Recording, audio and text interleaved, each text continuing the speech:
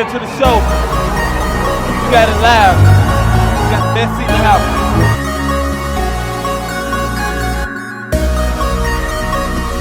Welcome in, everybody, to a brand new podcast by TPT Productions, NFL Mafia. I am your host, Jaden Lawler. We got a good one for you guys today. Over here, we have one of the biggest Vikings insiders, one of the biggest Vikings fans. He knows a lot about the game of the NFL, and we have a pleasure to have him on our very first episode. Drew, how you doing? It's good to have you on the show. Just kind of tell everybody, you're on one of the bigger Vikings podcasts. Tell everybody about your Vikings podcast as we get to know you here on NFL Mafia. Yeah, so we run a Vikings podcast over on YouTube, Spotify, Apple Podcasts, called 612 Vikings, with our fellow friend over at TikTok, that Vikings fan, also known as Dustin. So we talk about the Vikings and just kind of go over random news that kind of happens throughout the offseason, throughout the season, predictions, and kind of go over anything Vikings related over there as well. So, but thanks for having me on, though.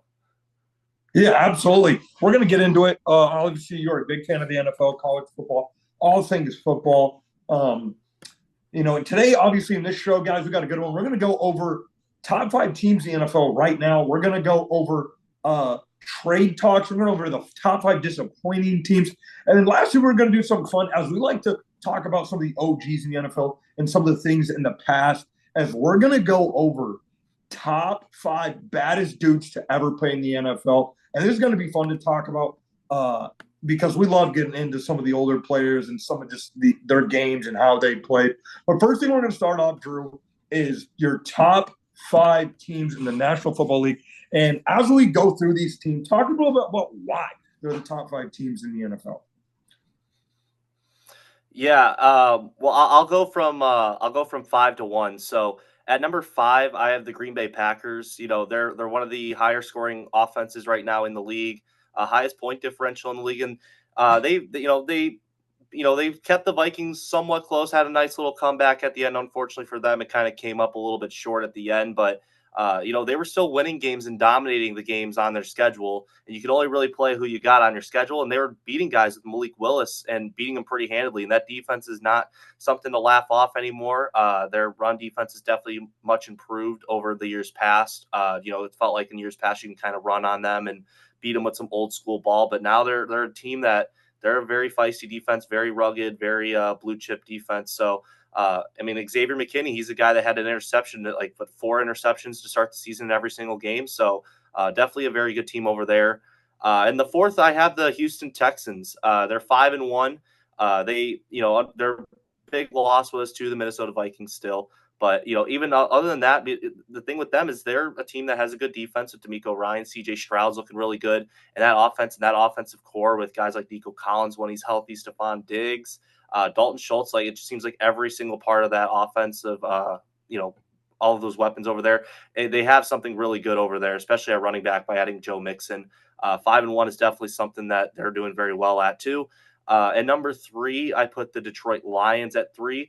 They're coming out 2 really big, high-octane games with their offense, beating the Seattle Seahawks and absolutely molly-whopping the Dallas Cowboys. And the only reason why I don't have them at 1 or 2 right now is because of that loss to the Bucs. And at number 2, as much as it's going to surprise some people, I do have the Kansas City Chiefs at number 2 right now, if it's just based off this season, which is how I'm basing it off of. They are 5-0. They haven't really blown anybody out. They've been kind of in some close games, but they're still 5-0. They're finding ways to win, and that's all you can really ask for is win the games that you have in front of you. And they're still 5-0, and they'll be a team that can definitely win in the postseason as well. And they have that with Patrick Mahomes. When you have him on your team, you could do anything, it seems like. So I have the Chiefs at number 2 for right now. And right now, the number 1 team, I think it's got to be the Minnesota Vikings. With the teams that they've played, all their wins have been pretty much dominating. The only one that they really had a true chance of losing was the Jets game in London. But they blew out a team like the Texans, who won a playoff game. They beat the Niners, who also won a playoff game. And they beat the Green Bay Packers, who won a playoff game. All of them were pretty dominating ways to win the game. And they do have the highest point differential in the league right now and one of the toughest divisions in the NFL. So, and with them being at 5-0, I have them at number 1 right now going into week 7. Yeah. I love the list. I love the list. I'm a little bit different from mine. But yeah, I think each team on this list, and a lot of people may be shocked by you putting Green Bay in there, but they've played. They what? I think they only have 2 losses to the Vikings and to the Eagles. But other than that, they've played very well football. They're still in the thick of things in that division. Obviously, Minnesota Vikings are up there. But the only really difference from my list is a couple of teams. At number 5, I'm going to go with the Houston Texans. You just mentioned it. A lot of playmakers. I know they lost Nico Collins for a little bit, but a lot of playmakers on their team. Their defense is also kind of finding ways to get better.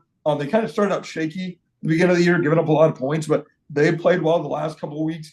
At number 4, I'm going to go with the Detroit Lions. I know they just lost a big part of their defense.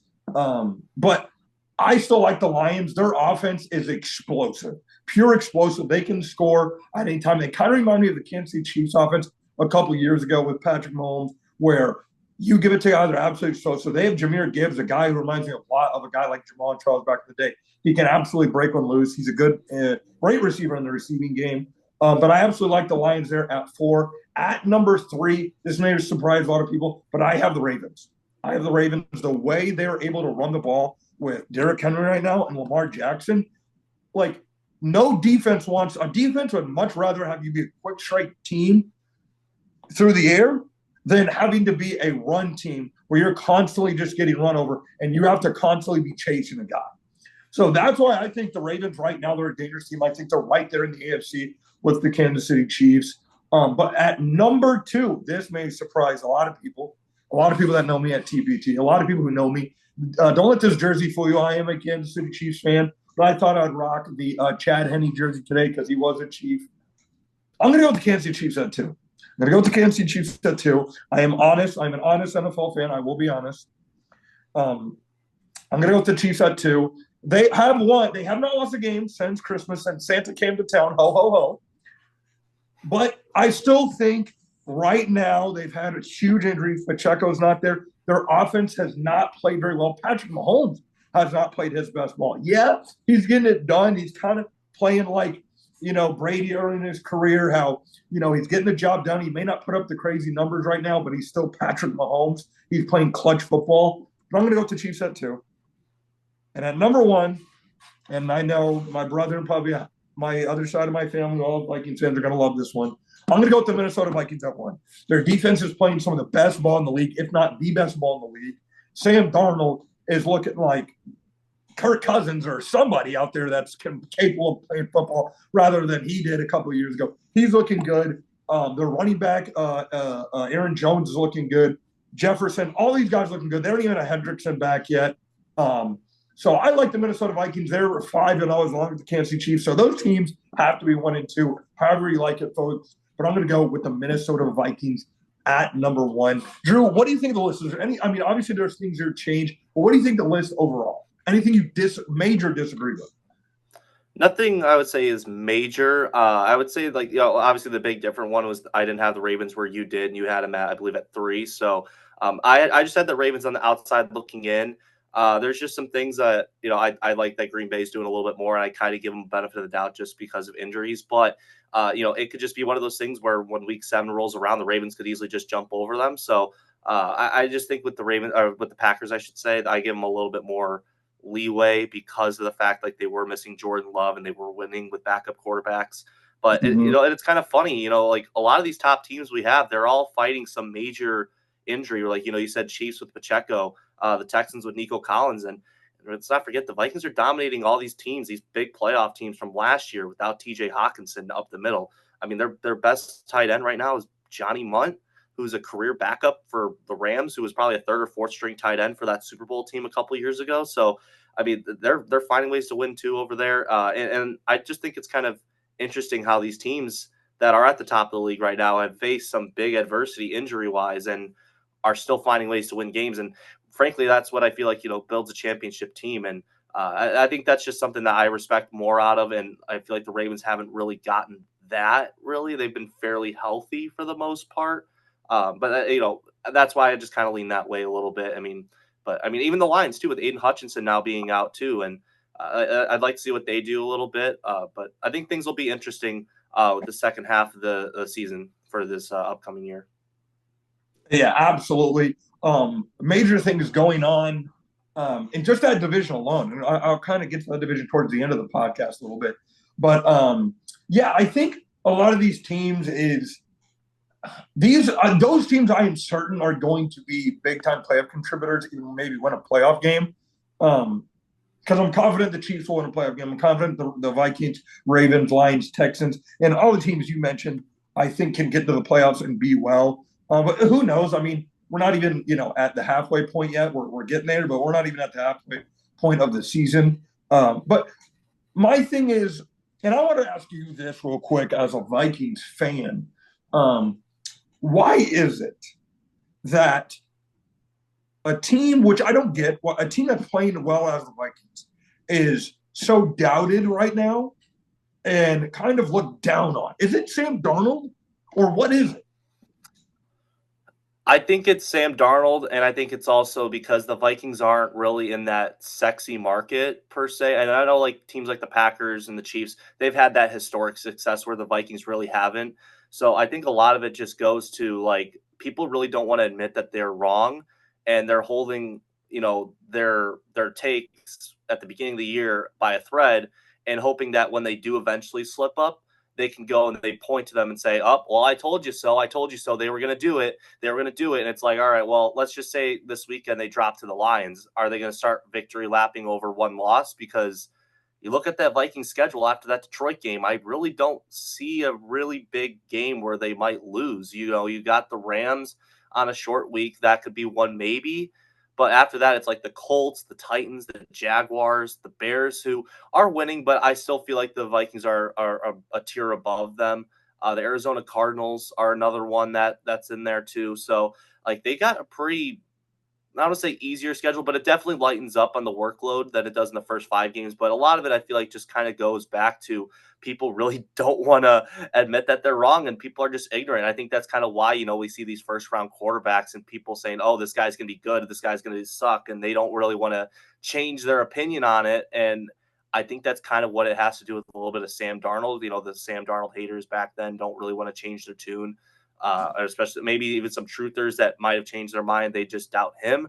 I think it has to do a little bit of everything. But all the Vikings really just got to keep doing is just stacking wins, and that's all they can do. I mean, the outside noise is just going to be something that people are going to talk about. Let them talk about it.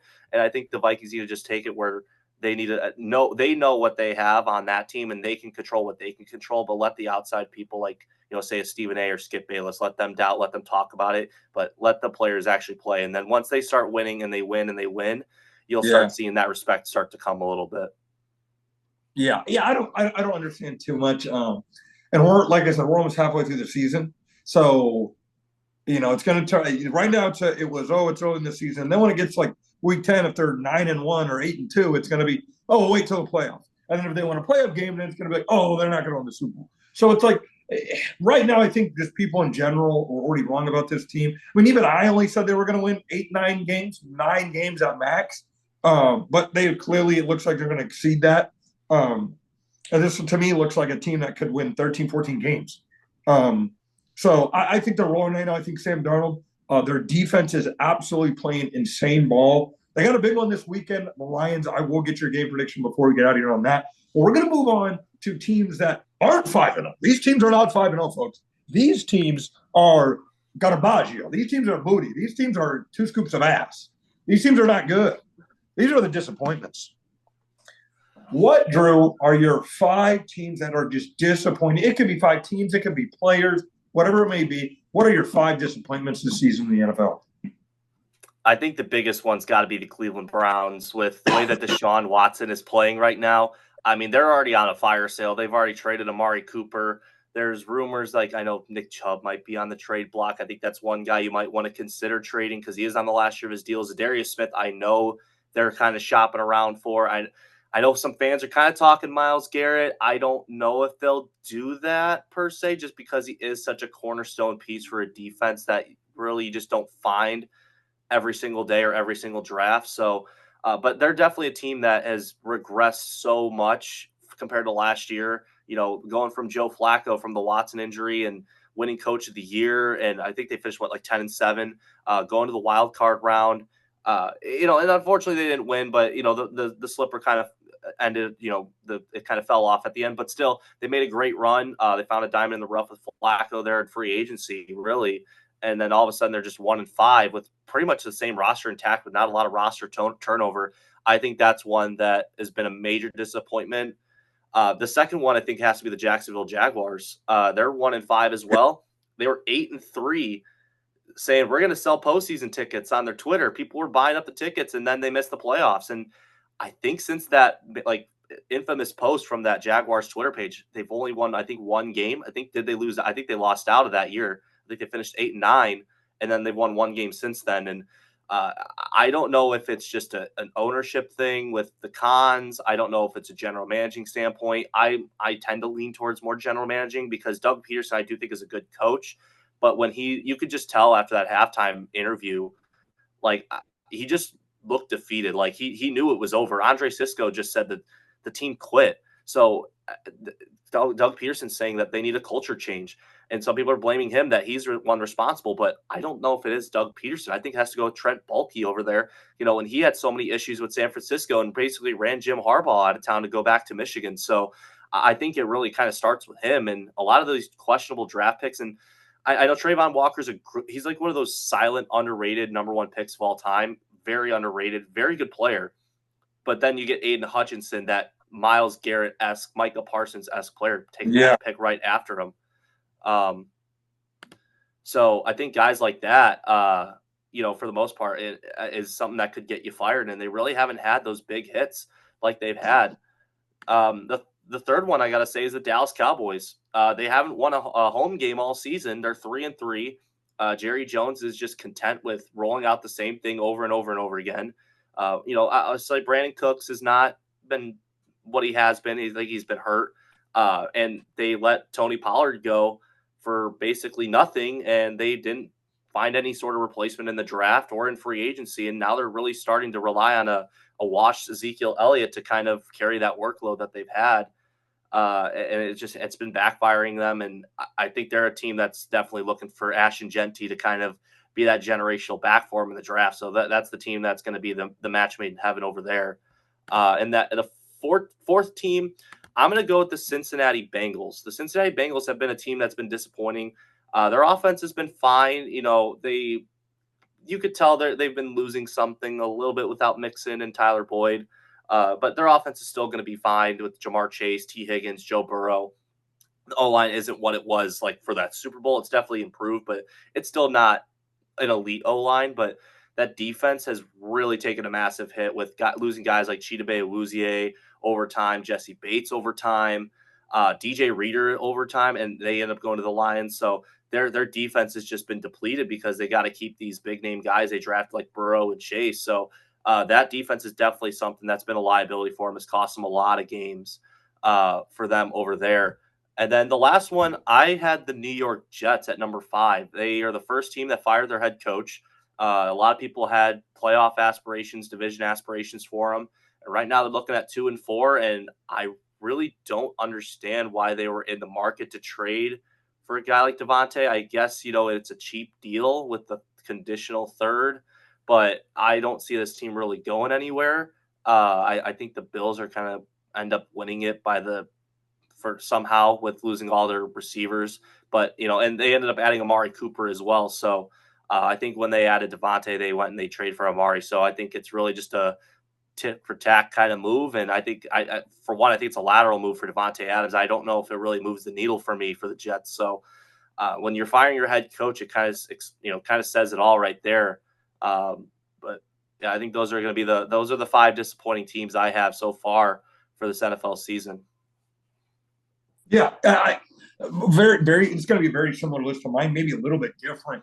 I'm going to start off with a team you just mentioned, is Jacksonville. I may not order, because to me this list doesn't order. They're all kind of in somewhat a mess. Some of these teams could turn it around. Another team I'm really interested to talk about, getting your perspective on it, is another team you mentioned is the Jets. But I'm going to start with the Jags. They're on this list. They've lost 11 of the last 12. going back to last year. Started out 8-3. So from, what is that, week 11 till now, they've won 1 game. And like you said, so Doug Peterson came right after the absolute mess of Urban Meyer. Took that same roster and won a playoff game. Then, they had to go play the Chiefs, but won a playoff game. What happened since then was 8-3, and I know they were injured last year, so that's why I thought, okay, you know what, injuries happen. At the end of the season, he was kind of just working with ETN, and they able to just lose some games. Even Trevor Lawrence missed 2 games in that span. But what happened going into this year where this team looks like a lottery team? Not just, this is an 8-win team, 7-win team, 9-win team. No, this is a lottery team. This team may only win 3 or 4 games. Doug Peterson will be fired if they lose again in New England. They will leave him in England. They'll say, cheerio, mate. They're going to leave him there. Absolutely leave him there. So I just don't understand what happened to the Jags. Trevor Lawrence is a good quarterback. I think Peterson's a good quarterback. Look what he did with the Eagles, turning them around within a year, making them a Super Bowl team. And then all of a sudden they're bad and he's going to get fired. I don't know what happened to the Jags. My other one on this list is, you mentioned it, it's Aaron Rodgers and the Jets. This is a team I had winning the division. And I'm not saying they can't, but I don't think they will. No. The Jets, and now they have Adams. And I still think they were a seventh seed team, borderline playoff team anyway, before Adams. But what do you think, Drew? Before I get to the other disappointments, what do you think? Is this a disappointment? Is this team, are they cooked? Are they done? Does Adams even make a difference? I will never say a team's cooked because it is still early in the season. They can turn it around. I don't know their schedule off the top of my head to really assess it, but I will say the only reason why I'm hesitant on saying the Jets are cooked is because that division is so weak. They get New England one more time. They'll have Buffalo another time to kind of even out that loss that they had. And then the Dolphins, too. I don't know when they play the Dolphins. That'll be a big one. I don't know when Tua is coming back. But that was another team I felt like was disappointing, but I kind of had them off because of the injury, and that's something they really can't fault them for. But I think I don't know when they play the Dolphins, but if they play the Dolphins early on or earlier in this upcoming, in the next coming weeks here, and they don't have Tua, I could see them maybe starting to rack some wins up in the division. I think they're going to sweep New England, and I don't know if they play the Dolphins twice soon or how they're playing them, but if they could maybe sweep the Dolphins to catch up for that Bills loss, and then maybe they can beat the Bills one more time in their building, it's going to have to take a lot. They're going to have to win some games, against the other AFC opponents. Maybe, I don't know how many NFC opponents they had, but the writing's on the wall for them. And I think the ownership is a big part of it. I don't really necessarily see them turning it around because, just this team is so it's so up in the air right now. And a team that is so up in the air, especially with the stability of your head coaching, your stability at ownership, Joe Douglas, I don't know how much longer he's going to have, even though I don't think he's been the main reason why. He's bringing in the talent. It's just not working. But at some point it has to start with him because he is the guy hiring the head coaches. So I just think it's just kind of a mess overall with just the structure of the team. I think it's just the best example of saying we have talent. The ownership just stinks. The management stinks. Coaching stinks. And I think that's just I think that's what has led to their disappointment this year. Yeah. Yeah. These are their next couple of games too, by the way. Steelers, Patriots, Texans, Cardinals, Colts. And then they'll finish the season off with the Seahawks, the Dolphins, the Jags, the Rams, the Bills, and the Jets to finish the season. It's possible. It's possible. Yeah. I think they can still kind of float around 9 wins. They'd have to sneak a couple. The toughest teams they have remaining on their schedule would be the Bills again, Seahawks, Texans, and then the Steelers their next game. Other than that, the teams they kind of play that are not great teams. Cardinals, you have the Dolphins, who knows if Tua comes back. Jags, as we just mentioned, Rams, but they have to get their players back, and then the Dolphins. So it is very possible they can kind of turn things around if they can kind of find that connection with Adams. But to be honest with you, Aaron Rodgers has not been great. He just has. I love Aaron Rodgers. I mean, Aaron Rodgers has some of the pass, as a Vikings fan, some of the passes he's thrown in his career have been absolutely ridiculous. Even he just threw a couple on Sunday where I was absolutely mind-boggling. But outside of that, he's not played well. And he's got to kind of turn around for the Jets to turn around. I'm going to move on to the next team. You mentioned it, the Cincinnati Bengals. ESPN, where you at? I heard you all offseason talk about they're the team to beat. Oh, the Chiefs, they're there, but it's also the Bengals, them and the Chiefs. Those are the two top teams. I was the one preaching for the Ravens. Ravens fans think I hate them. I was sitting there defending them. I was like, court's in session. I'm the defense lawyer here. I was there for the Ravens. But all of a sudden, well, Joe Burrow's back. This team is going to be top of the best. They are lucky to. I mean that. They are, because that Giants game, if they had a comparable quarterback, could have won either way. They are lucky to be 2-4 right now. They have some winnable games coming up, but I don't think this is a playoff team. I really don't. I think they can kind of get on a little bit of a roll, but I keep saying that, but I don't see it happening. I said, they got the Giants, no problem. No, they didn't. So that's a team I still thought would be a top 3 team, top 4 team in the AFC, probably win their division or be right there with the Ravens. But they have not been.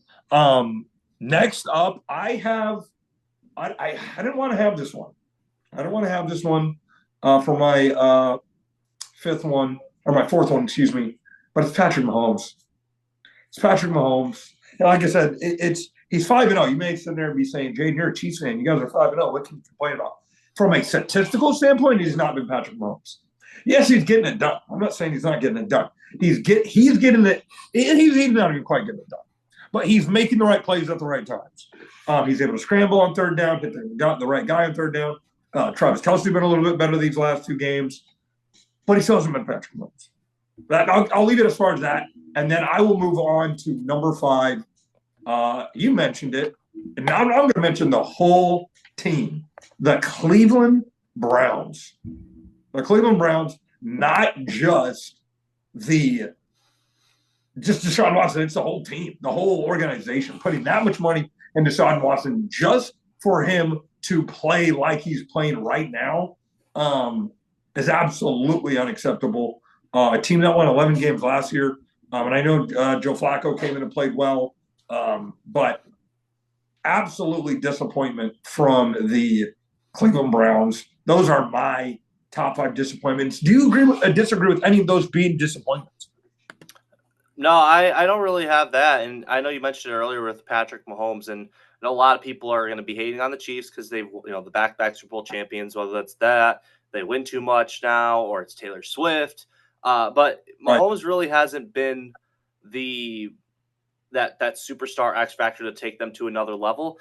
There is some, I think for me, the reason why I didn't have Mahomes, I kind of have that. Well, he's lost Rashee Rice for the year now. He's lost Hollywood Brown for the year. Travis Kelce's starting to kind of show his age. So he really doesn't have as much help as he has had in years past, like where he had Kelce in his prime, the Tyreek Hill in his prime, basically what they call the Legion of Zoom over there for the, for the Chiefs at that time. So I think that's kind of why I give him a little bit of leeway for it, and he's shown it. He just needs some help, and I think it's simple as that. But they still have some guys. They'll have Xavier Worthy, who's doing well. Juju's doing pretty well still, but he's making it work. He just hasn't been that. All right, well, I can put my team on my back and help win those games. But he's still finding ways to do it. He did it with, I think, Cincinnati. I think he had the game-winning field goal over there. So he's doing it when he needs to do it. It's just not coming at the times where it's like, oh, God, this guy's the undisputed MVP candidate, undisputed number 1. But right now, these other quarterbacks are starting to catch up a little bit, and everyone's like, where's Mahomes? Where's Mahomes? We're waiting for it. But I think people are kind of afraid to take him down that top notch. Like I think the same reason goes with the Chiefs and having them at number 1 is a lot of people are afraid to knock them down because they are the back-to-back Super Bowl champs, but they haven't been playing like it.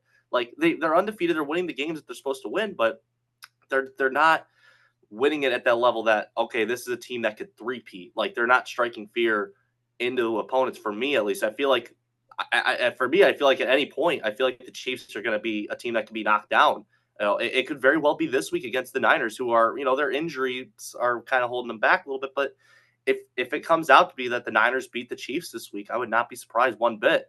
I know Andy Reid's got the history coming off the bye, but if they do, I don't think it would really surprise anyone just because of the way they've been playing. So, but yeah, like a guy like Mahomes he's not been the best guy that we've seen from these years past. So I think that was one that kind of felt as one that's flying under the radar for sure. Yeah, I had to put them. I had to put them at 5. I wasn't going to put them any higher, just because. Again, the Chiefs have not scored. The Chiefs only scored 30 twice last season. That was like a Week 10 game versus the Chargers, and then versus the Bears, I think they scored like 40. So even if you go back to last year, a Super Bowl winning team, they weren't scoring a lot of points. Patrick Mahomes, again, he still had a good year. But no, he did not look like the superstar Patrick Mahomes we got in 2022 with essentially the same receivers he's throwing to right now. Juju Smith-Schuster being his number 1 right now, and Travis Kelce. But they do not, this far, look like they have. I know Travis Kelce's looked better in these last 2 games. Still doesn't have a touchdown, but he hasn't had that 100-yard game yet through 6 weeks. But I think they'll get it going. I don't know if you're going to get a 40 touchdown season for Patrick Mahomes and 5,000 yards, but I think he'll be able to get it done. And yeah, again, like you said, he's had a lot of receivers go down, but I had to put him at 5 just so far. Again, he has not played well, and their offense just hasn't played well that well. And they've been in close games, but when are they, ever blowing teams out? Patrick Mahomes, the Chiefs are always in close games. But we're going to talk about, again, like you just kind of mentioned, teams that have traded for receivers like the Jets and Bills, but other teams that maybe are going to make a trade. We're going to talk about trade talk real quick here before we move on to one of our more fun segments.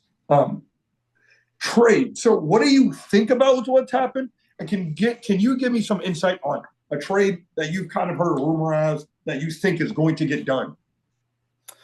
Well, I mentioned it a little bit earlier. I think Zadarius Smith is a guy that I think is just a ticking time bomb on when he's going to get dealt.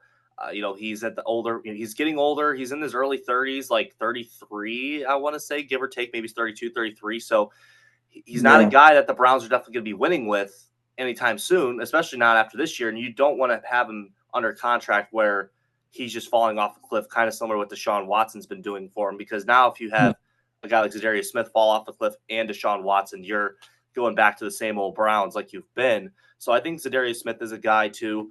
And kind of going off the age thing, I think Adam Thielen is a guy that could be traded as well. With him, I mean, there was some steam. Like the Vikings were kind of interested in bringing him back as like a wide receiver 3.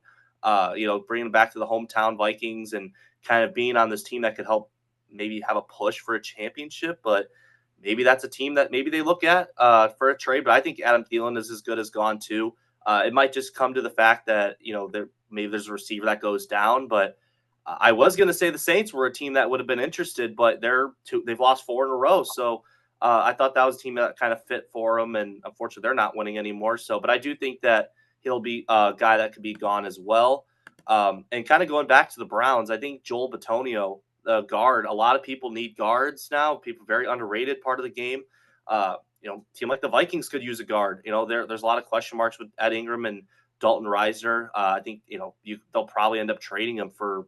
Basically feels like a bag of chips, with that contract and his age too. So I think he's another guy that could be gone as well. And going back to the guards at Cleveland, I think Wyatt Teller's another guy that could be good as gone as well. I think he's kind of around that 30 mark right now and hasn't really had that elite season he had from a couple of years ago. But Wyatt Teller's another guy I could see definitely being traded as well. And the last one, I'll go with the really big name, big fish. I think Jeffrey Simmons is a guy that could be dealt from the Tennessee Titans. I think with him and his injuries right now, I think the Titans aren't going anywhere. I think they need draft picks more than anything. They need a quarterback. Are they going to be a team that finishes as the worst team in the league? I don't think so. I think they have too much talent on their team to do that. Could they use a pick? Like I said, Minnesota is another team that needs an interior D-line. They're a team that is 5-0. I think if they beat Detroit, they're definitely going to be buyers. So if they can take that late first round pick from the Vikings and then their own pick, they can kind of do what the Eagles did when they got Carson Wentz, is kind of combine those picks together and then go get that quarterback you really want. So that top quarterback draft, whether that's Cam Ward, Quinn Ewers, Carson Beck, Shador Sanders, whoever it is, and they do have some weapons around him too. Like they'll have a Ridley, D-Hop's older, but he's still a quality receiver. He's not awful. And then they have Tyler Boyd and a really good coordinator that turned head coach, and Brian Callahan. So they have that offensive, young offensive mind there too. So I think Jeffrey Simmons is a guy that could be gone as well. Where, given that contract, I don't really think they really need to pay a guy like that with all that money with a team that's not winning right now. And he is on the, I don't want to say the older side, but he was drafted in 2018. So that would be 6 years ago. So you're looking at a guy who's 27, 28. How much ball does he really have left in him? Are the Titans going to be a team that can be winning in the next year or two? I mean, with that current pick, I mean, you're banking on that quarterback falling to you. I mean, I don't know. Like with the quarterback, you got to get it right. You basically only get one shot at it. And if you have that extra ammunition to guarantee you getting that guy you want, then I think that helps the Titans a lot immensely. And I think Ron Carthen too. I think he was the general manager there. I don't think he's the one that drafted Will Levis, so he's got no ties to him. So I think that's a team that a big fish, I should say, that could be traded at the deadline. Yeah, I like those. All those are realistic. I think last year there was a lot of hope for a big trade, but there wasn't that many big trades. I think every other year you kind of see big trades, not big trades. But I think this year you're going to see a lot of big trades. We already kind of had two early. I think the trade deadline is in between week 8 and 9. So it's on election day this year. So you'll have the football fans watching their Twitter notifications in the morning, and then a bunch of, then the rest of the country will be split into two at night. So it'll be kind of an interesting day when November 5th rolls around. Yeah, it is. You're going to have you're going to get trade notifications, and then you're going to see what parts of the country go which way in the political race. So that'll be interesting. Another quick question I had for you is, what was more impactful? Was it Adams or was it Cooper going over to the Bills? What was more impactful for these teams? I think it's got to be Amari Cooper for the Bills. I think Devontae Adams is a guy that could do well for the Jets, but Aaron Rodgers really hasn't performed that well. He threw a ton of picks against the Vikings, and I get it. Everybody's throwing picks against the Vikings. CJ Stroud, whoever you want to name, Daniel Jones. Like, you see the meme right now. I don't know if you've seen it, but all these quarterbacks are just like dumbfounded. They're like, or they're going like this, or they're confused. They're like, how are we doing this? Like, this defense is insane. But Aaron Rodgers really hasn't done much. I mean, outside of that game too, like, he really hasn't wowed anyone else. So, but Josh Allen is wowing people. He's right now he's the betting favorite, I believe, to win the MVP award. Now you give him a guy who's a veteran wide receiver who's been around the game for a while. He's not going to second or third year guys to rely on to catch the ball anymore, outside of Kincaid, who's, I would say, a solid developed player by now. But getting a guy that is a veteran who knows what he's doing in that offense is going to be key for the Bills' success, where I feel like that's going to be the one that takes them over the top versus more than the Jets and the Jets with the Rodgers and Devontae thing. So I think Cooper going to the Bills is more impactful for me in my eyes. Yeah, I agree. I think because, again, that when we saw the Bills play a good team, the Ravens, we clearly saw they need another receiver. Obviously, they're going to win the games versus, kind of the teams you watch, teams like the Jets and the Cardinals, teams like that. Josh Allen can beat those teams by himself. He can. He's that good of a quarterback. He can find ways to beat those teams by himself. But when it comes down to teams like the Ravens, where you're going up against a team, you're going to have to, you're not going to be the only one that has to make plays. Other guys are going to have to step up. That's where a Cooper comes in, where it's like, okay, I don't have to rely on a first-year rookie who sometimes has a dropping problem, where I can throw to Amari Cooper, who's any team he goes to, he's putting up numbers so far in his career. Dallas, Oakland, and Cleveland. So I think that's a huge pickup for them. I think it puts them up there, the top 3 in the AFC right now, or close to the Texans. So I think that was a big move. I absolutely agree with you, because they absolutely needed help. Because Amari Cooper, when he gets going, he's a bad dude. He can be a bad dude. So yeah, I think that's a huge pickup for Bills. Speaking of bad dudes, we're gonna get into this. This is one of more of our fun segments as we wrap up this show. We're gonna go over and we're gonna talk about the baddest dudes we have ever seen play, or just of all time. Even if they didn't play, we watch highlights, we watch old footage. I will go with you, Drew. I'll go with you, Drew, first. Who are some of the baddest dudes to ever play in the NFL? As much as it kills me to say this one, Aaron Rodgers is one of the baddest guys we've ever seen. The guy that could just throw the ball with the flick of a wrist and throw that thing 50 yards, 60 yards, and having I've touted him as the Hail Mary King. The guy just seems like, all right, I'm just going to throw this ball as high up as I can and then get touchdowns with it. And we just recently saw this on Monday Night Football. He's still got it. Is it as frequent as it was when he was at the Packers, like in the early 2010s? No.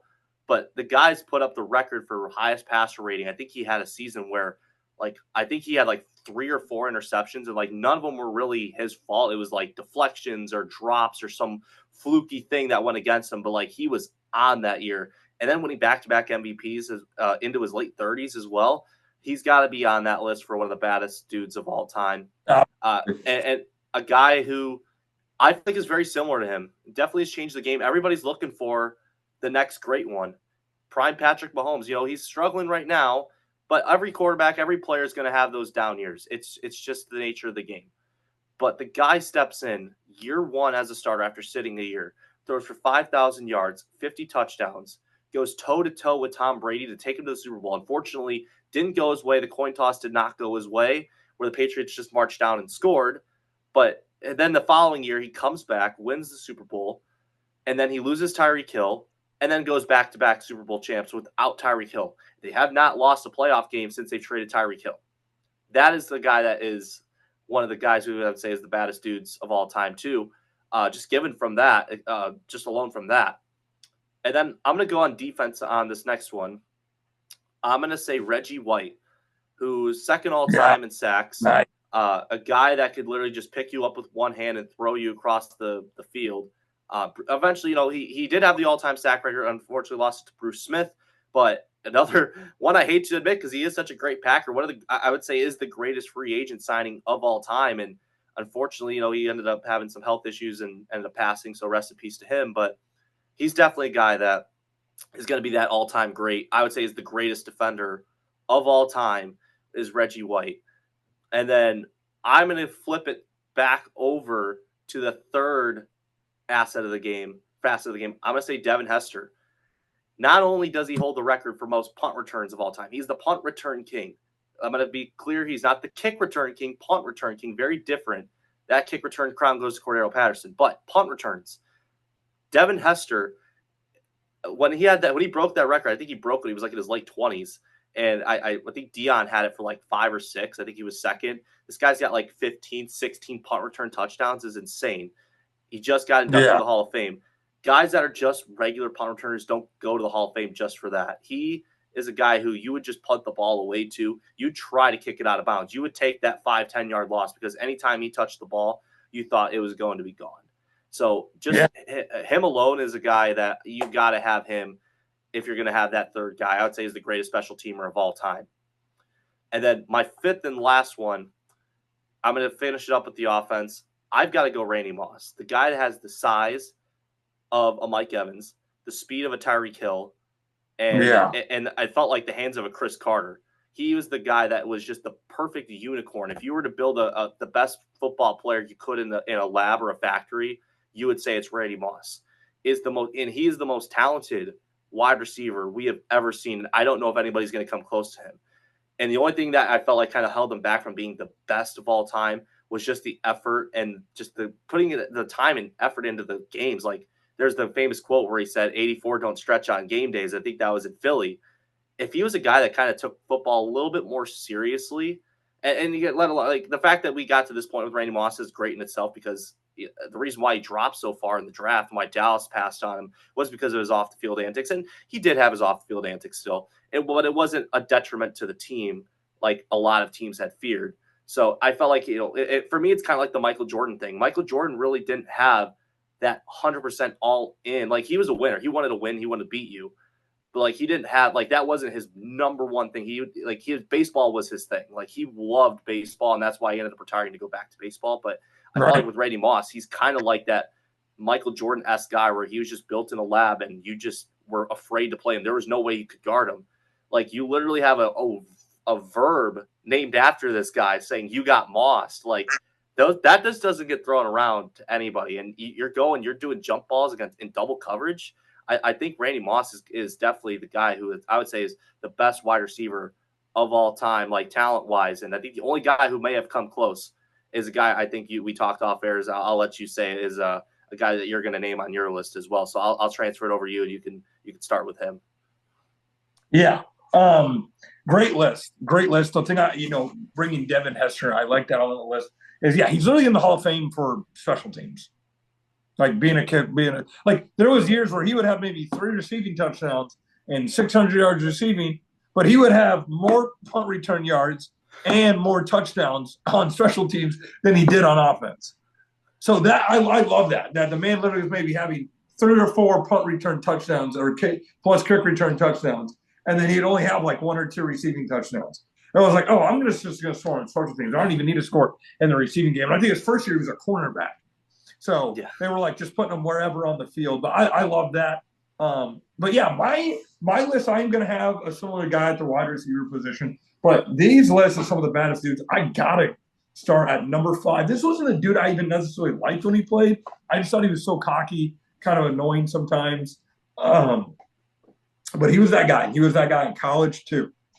Cam Newton, Superman, was that guy. That 2015 run, I remember that was my brother's first or second year in college when he played basketball up in North Carolina and near Charlotte. So everyone was Charlotte fan. He even kind of adapted to the fans, even though he's a diehard Vikings fan.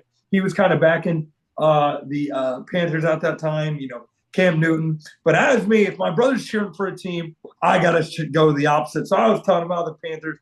They're going to lose. 4-0, 5-0, 6-0, 10-1, 11-1, 12-1, 15-1. I'm like, oh my God, this team is 15-1. So every week I was telling they're going to lose. They get in the playoffs. Oh, they're going to lose the first game of the Seahawks. Beat the defending Super Bowl runner-ups. And then they go to the Super Bowl, and I'm like, Broncos, I never cheer for you in my life.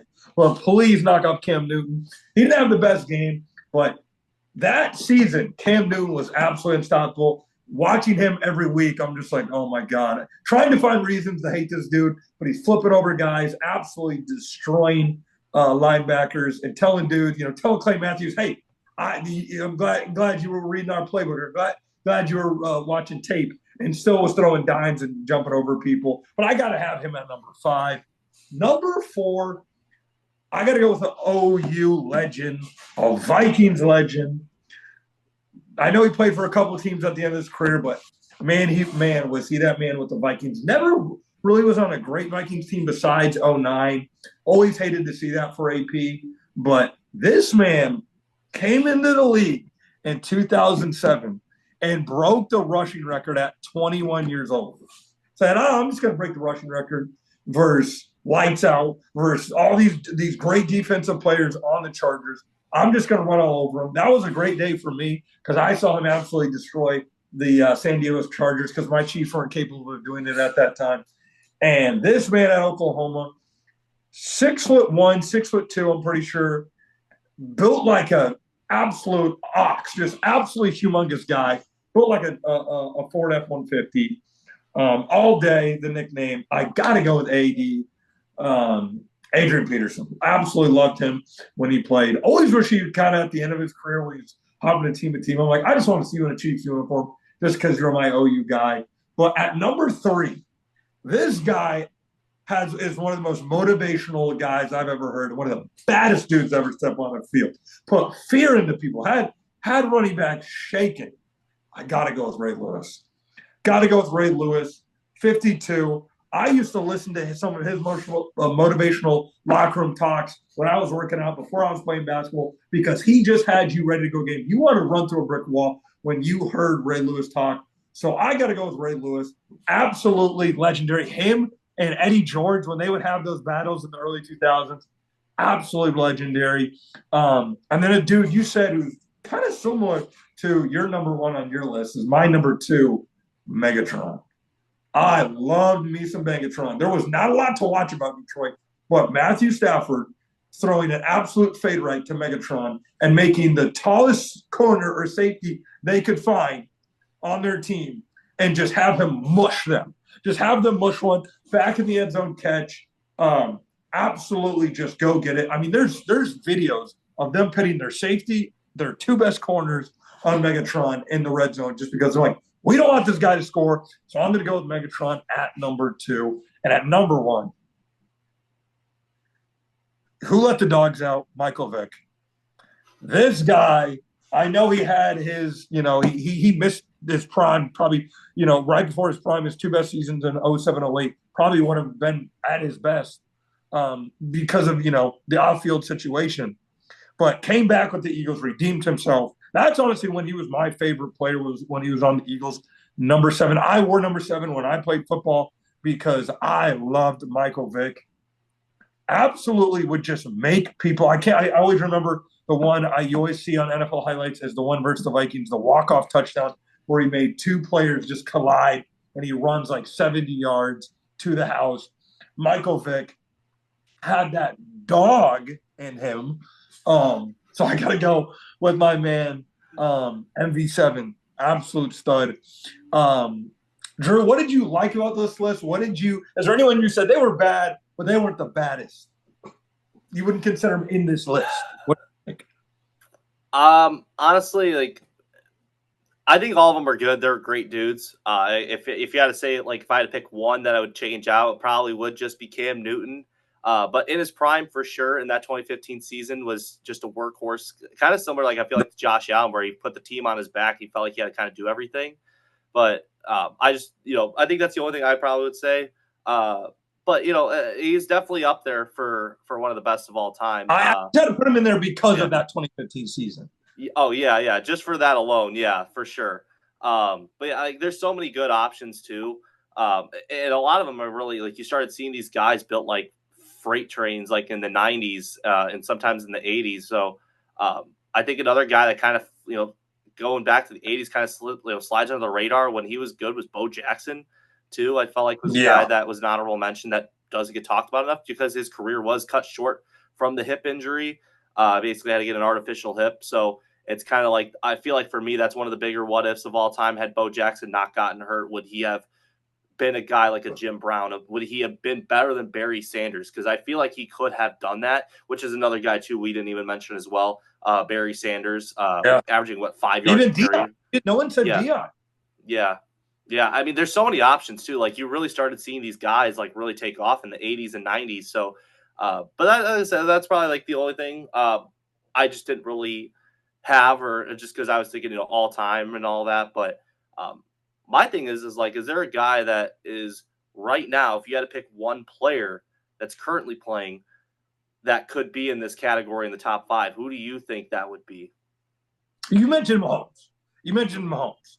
Yeah, Mahomes with I was at the game in Tampa where he literally was fading away and just threw a dime to Clyde Edwards over the shoulder to Clyde Edwards in the end zone. So it's just some of those plays, I never would have thought if you told 10-year-old Jaden when you're watching Matt Castle try to drop back and throw a 7-yard pass to Dwayne Bowe, that they'd be hey, in 7 years, you're going to get a guy that's throwing loop-de-loops and over his head and under his feet for touchdowns. I would have been yeah, then I turned my PlayStation 3 off. What are you talking about? So I would have never guessed that we would be getting a guy like that. Patrick Mahomes, I think Josh Allen, similar to a Cam Newton. Tyreek Hill, I mean, just one of the most dangerous receivers of all time. He will go down as one of the most dangerous receivers of time. If you don't get your hands on him, it's oh, okay, well, coach, don't show this in film later because I just gave up a 65-yard touchdown. So you got to do Tyreek Hill. But yeah, I'll go with those guys. There's going to be some Aaron Donald. I mean, dude trains with knives Aaron Donald immediately. So yeah, I got to go with those guys. Yeah. I think the only one I feel that would definitely slide under the radar for current players right now. Justin Jefferson, the best Yeah. receiver in the game.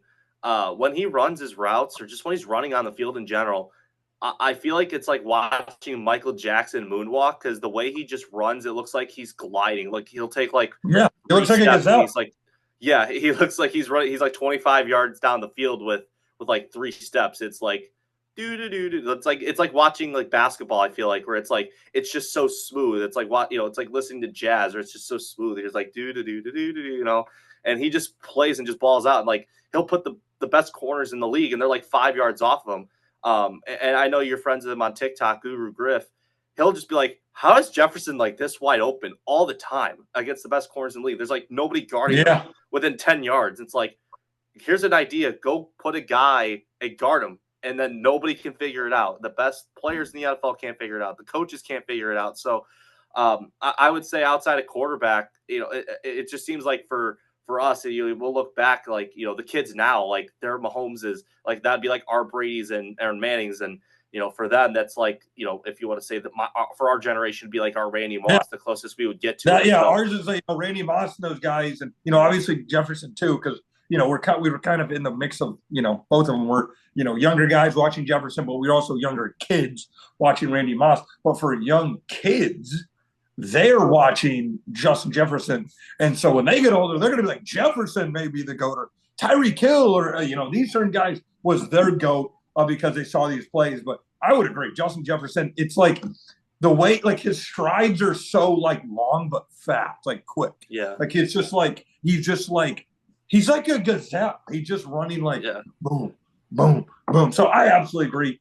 Justin Jefferson. Speaking of the Minnesota Vikings, we got to wrap this show up with your prediction. Lions, Vikings. This should be the night game, in my opinion. This or the Chiefs and 49ers, because it's the defending champions versus the runner-up. But then you also have the Lions and Vikings, who are two teams trying to battle out their division. I don't know why the hell this is not the night game. I'm going to tell you, NBC. Where's the camera? Look in the camera. NBC, get the night game straightened out. I don't want to watch the Jets every week. I don't want to watch the Giants and Bengals. Switch out these games the week before so they can get prepared, please. I'm talking to you, Chris Collinsworth. Here's a guy, my ass. Get these games straightened up. But let's get back to the prediction. Lions, Vikings. What do you got? The Lions are a team that's the darling. They're the Buffalo Bills from a couple of years ago. Everybody's rooting for them. The offense is a high-octane offense. The defense is definitely fixed. But, they just don't seem to really miss a beat after, missing out, trading away Stafford. Everyone thought they were cooked. Everyone thought that they were done, that this is it. Like the 10-1 Lions. People were down on Jared Goff. Yeah. And when they thought, all right, the Lions are going to be a team that it's the same old Lions. Then they got rid of TJ. They sent him to a division rival. Then all of a sudden, they start figuring things out. They start winning. The Vikings had a big injury in Kirk Cousins. Felt like they were starting to come back a little bit. This is, I think, the matchup that Lions fans have waited for. The Viking fans have waited for. The clash of the Titans. The reigning NFC division champs for 2022. When they're fully healthy, they were great. The Lions from last year. I'll say this, one pride. Don't think this is your time right now. I think it's going to be the Vikings at 28-20. They're going to win this game. I think the Vikings coming off a bye. Brian Flores has got this defense cooking right now. And on the road too. Lions, I think they're going to have an adjusting period without Aiden Hutchinson. That pass rush is not necessarily going to be there. I think the only guy that I would really say I would strike fear into me would be Aleem McNeil, who's a really good player. Mm-hmm. Congrats, he just got paid, so congrats to him on that. But they're down. Marcus Davenport got hurt, made of glass. Vikings fans know that from day one. So the fact that you signed him, kudos to you, but he's just a walking hospital. And now you lose Aiden Hutchinson. You need pressure off the edges. So Sam Darnold, his blind side's going to be protected. The only fumble he's had was off that blitz against the Packers, where he just got rocked by Keyshawn Nixon. So Darnold's going to have time. You're going to double team Aleem McNeil. There really isn't anybody else on that D line that is going to, I feel like that could really pressure him. And when you give Darnold time, he's shown he's one of the better quarterbacks right now in this league. He's throwing it to Yeah. Justin Jefferson. He's throwing it to Jordan Addison. TJ Hawkinson hasn't even been ruled out yet. There's a chance this guy comes back, gets the little redemption arc against the guy that took him out. Same field, same team, old team. It seems like a storybook kind of start. I don't think he's going to play, but how cool would it be if he did, though? How cool would it be if he just had a one-on-one matchup with him in the red zone and he just lost the crap out of Kirby Joseph? Oh, God, that would be something Vikings fans would love. I would love to see it. Just getting rid of the Lions fans for having that video over and over again on the offseason of him cutting him and showing that injury. And, let alone, this isn't all Lions fans, but the toxic ones. I can't stand them. So I'm going with the Vikings at 28-20 in their building. I think it's just too much for the Lions right now. I think there's too much going against them right now. I think for them, I think this will be a game of a split. I think Detroit will win it at home, and the Vikings will win it at home as well. So for them, I'm going to go 28-20 for the Vikings to win. I like it. I absolutely like the prediction. You ready? You sound hyped up. You sound ready to go. Makes me ready to go for Sunday. You've got to get here. I got the Lions. I'm sorry. I got to say it. I picked the Chiefs. I picked the Vikings every game. I picked the Vikings in every game but one, the 49ers. So, usually not that I hate the Vikings, but do I enjoy watching my brother's team lose? Yes. But I want to pick the Vikes. I do. Because Lions fans, they've won nothing. But they walk around like, move. We won 7 Super Bowls. Get out of the way. It's like, you haven't won anything. Like, I go on Twitter, and I'm not a big Twitter guy. I don't go on Twitter, but y'all should check out my Twitter. I post on there. We post some TPT highlights, and now we're going to post some NFL Mafia. But they talk like they've won. Same with the Bengals. Well, that's a topic for another time. But same with the Bengals. They like to talk like they've won a bunch of Super Bowls. So I want to pick the Vikes, but I'm going to go the Lions. I think the Lions pull it off. I think they win by 3. I think they are. Are they favored in this game, the Lions? Or is it the Vikes? The Vikings are favored. Yeah. Vikings are favored. Okay. I'm going to go with the Lions. I think they win by 3. It's kind of my upset alert. I know it's not that much of an upset because there's still a lot of people picking the Vikings. But I'm going to go with the Lions. I'm going to go with the Lions. I think they win by 3. But I like your prediction. There's a part of me that kind of hopes with that, but I am going to post my predictions. I did them today. And that was one of them. It was the one I picked the last to do because I was really torn between it. But this one, I'm excited. This is going to be the game I'm watching at 1 o'clock. And then we got the Chiefs at 4:30. But I'm going to be watching this game at 1 o'clock, locked in, because like you said, last year, that was the first year of the Lions really showing that they're a team that can play with the NFC teams. But, the Vikings were hurt last year. So this year, you got both these teams ready to go. You got both these teams ready to go. 2 big key players are injured. But outside of that, you got the teams ready to go. I think similar type quarterbacks, in my opinion. Some of you Lions fans may say, oh, you're crazy. But similar type quarterbacks. The only difference is Sam Darnold will get out of the pocket. The only thing is that the Vikings defense, the way they've been playing, can they shut down a guy like Jared Goff? Get to him. He's not the most mobile guy. But I think this is going to be absolutely perfect game for a 1 o'clock game. Should be the night of game, but it's going to be entertaining. Good, be able to watch a good 1 o'clock game.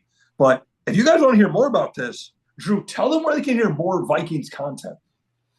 Yeah, if you want some more Viking content, you can go to our podcast at 612 Vikings on YouTube, Spotify, or Apple Podcasts. So you can go to any one of those 3. We will be there where we break down the Vikings, their season, off-season, transactions, you name it, we've got it. So 612 Vikings is the name. So go and follow, subscribe, whatever you're going on, whatever yours preferred video sharing platform. You go and you subscribe, you follow us. And you can get some good Viking content over there. Absolutely. Guys, go check them out. If you're an NFL fan, or if you're a Vikings fan, or if you're a fan of the North, your team, Chicago Bears, Green Bay Packers, or Lions, and you want insight on what's going on in the Vikings, if you don't go check them out, you're never gonna find love. Your dog will start hating you, and any one of your teams will start losing. And the Vikings may lose just because you didn't go watch their content. So go watch their content. If you love your mom, you love your girlfriend, spouse, whatever it may be, you love your dog, you love anything that's good in life, go check them out. They truly, guys, all jokes aside, they truly do make good content.